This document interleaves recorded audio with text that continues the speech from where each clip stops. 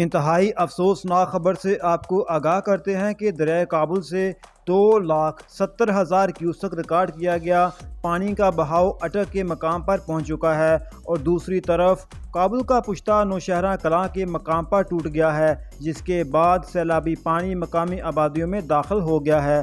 پانی کا بہاؤ اس قدر شدید تھا کہ سیلابی پانی آبادی میں بڑی تیزی سے داخل ہونا شروع ہو گیا اور علاقے میں قائم جناز گاہ، سکولوں اور گھروں کو اپنی لپیٹ میں لے لیا ہے۔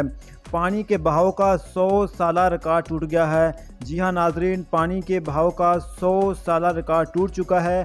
دریائے کابل سے اٹک کے مقام پر سیلابی ریلے کا بہاؤ 2,70,000 کیوسک ریکارڈ کیا گیا ہے اور پانی کی سطح میں مسلسل اضافہ ہو رہا ہے۔